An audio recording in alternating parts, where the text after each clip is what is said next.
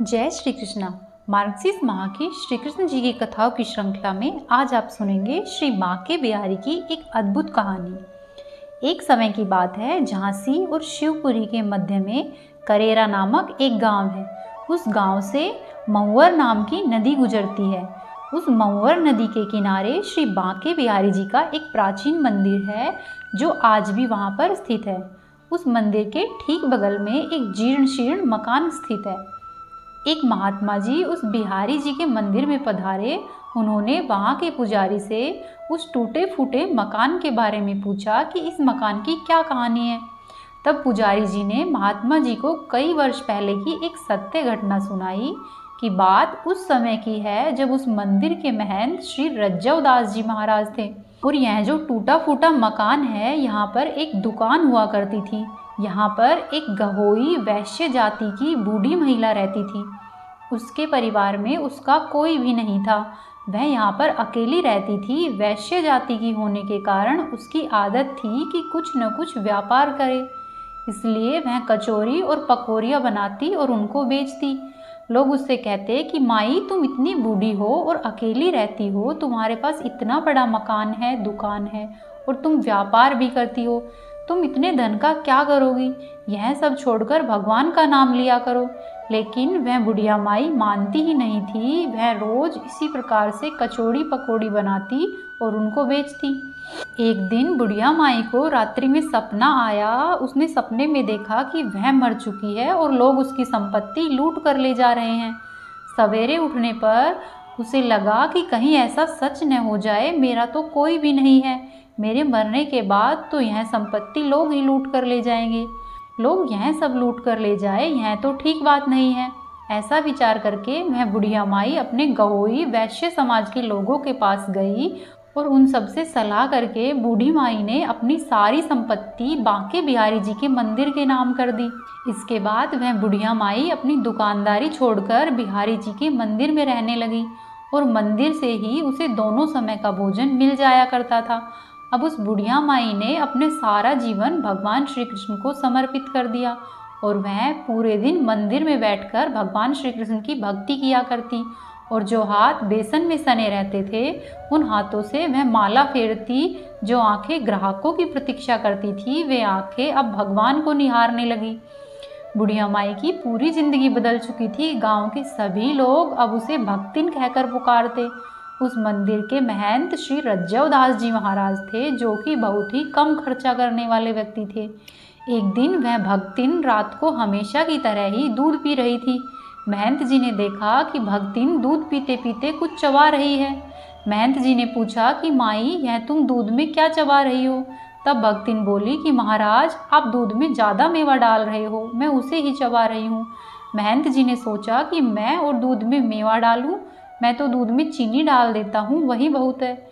महंत जी का माथा ठनका और दूसरे दिन उन्होंने देखा कि दोपहर को भक्तिन को दाल परोसी गई तो दाल में भी घी तैर रहा है।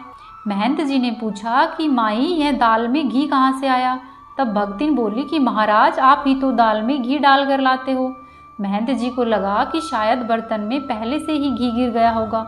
अब महंत जी रोज देखते कि भक्तिन की रोटी और दाल में रोज घी दिखाई देता। उसके दूध में भी मेवे बढ़ते जा रहे थे। साथ ही महंत जी की रसोई में घी और मेवों से भरे हुए पात्र खाली होते जा रहे थे।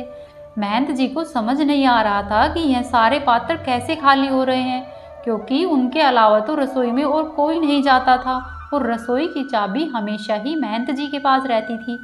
एक दिन महंत जी भगवान श्री कृष्ण की आरती कर रहे थे। उन्होंने देखा कि बांके बिहारी जी के वस्त्रों पर घी लगा हुआ है। उन्होंने सोचा कि शायद आरती करते समय लग गया होगा। महंत जी ने उनके वस्त्रों को धोकर बांके बिहारी जी को दूसरी पोशाक पहना दी। लेकिन दूसरे दिन उन्होंने फिर से देखा कि भगवान श्री कृष्ण के दोनों हाथ घी में सने हुए हैं। अब महंत जी को विश्वास हो गया कि बांके बिहारी जी ही भक्तिन को दूध में मेवे और दाल रोटी में घी डाल कर देते हैं।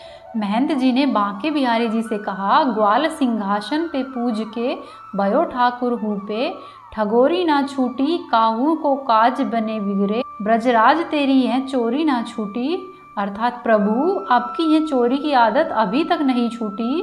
प्रभु, मैंने वो सभी खाद्य सामग्री संतों की सेवा के लिए बचा के रखी है, परंतु आप तो सब कुछ भक्तिन पर लुटा रहे हैं। यह ठीक बात नहीं है। यदि कभी संतों की जमात आ गई तो मैं उनकी सेवा कैसे करूँगा?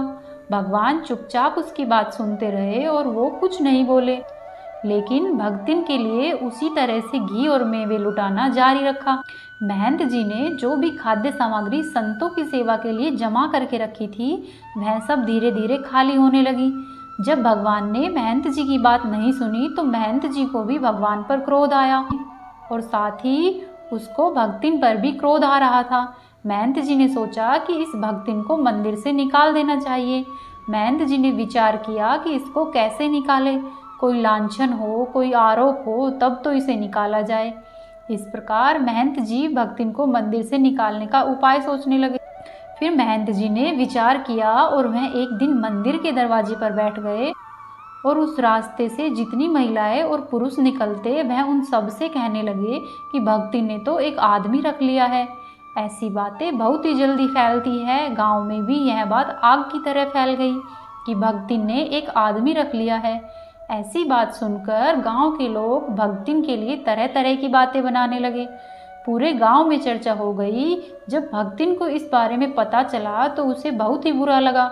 गांव के लोग उसे तरह तरह की बातें सुनाने लगे।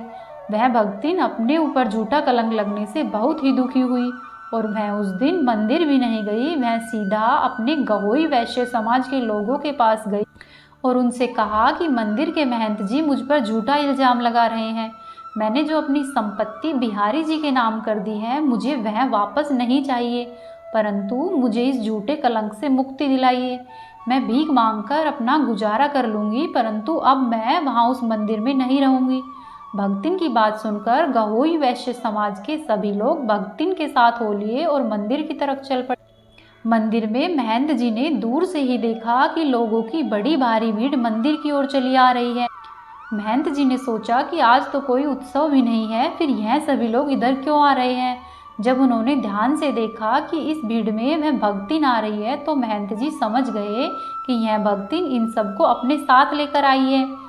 इसलिए वह उत्तर देने के लिए तैयार हो गए।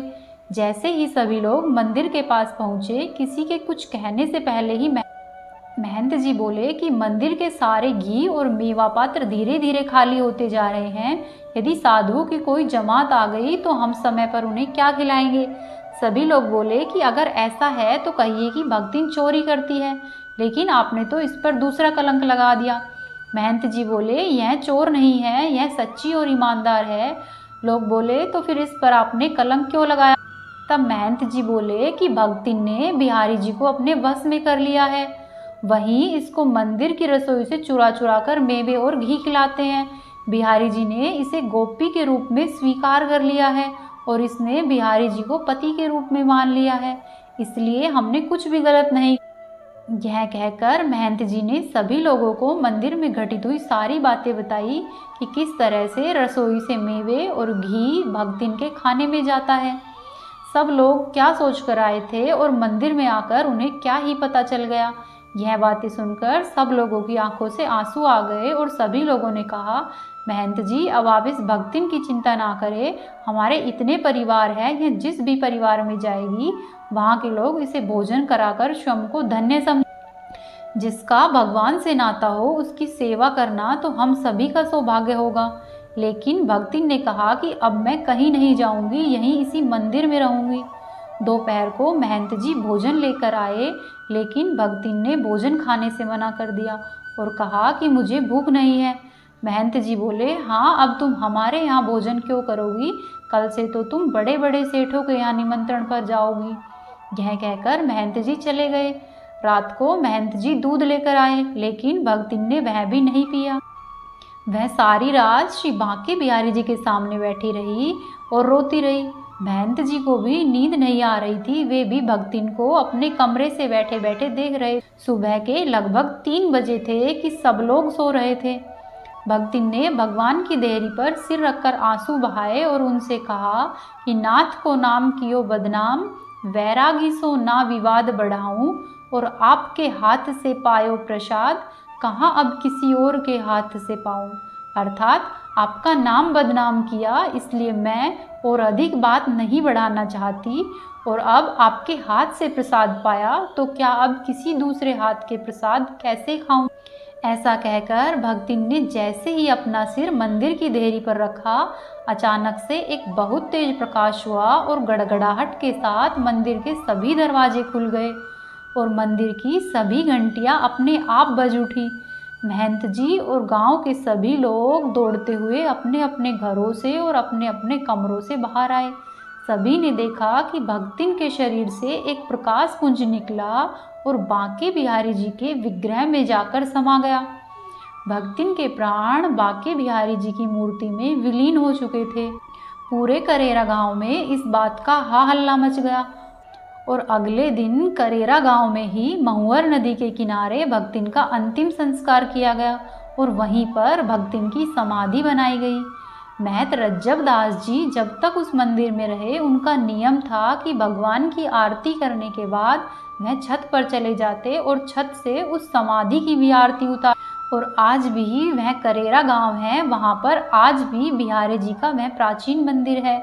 मंदिर के बगल में वह खंडर मकान है और आज भी उस भक्तिन की समाधि वहाँ उस महुअर नदी के किनारे स्थित। प्रेम से बोलिए राधे राधे। यदि आपको आज की कहानी अच्छी लगी तो वीडियो को लाइक कीजिए, चैनल को सब्सक्राइब करें और अपने दोस्तों के साथ अवश्य ही शेयर कीजिए।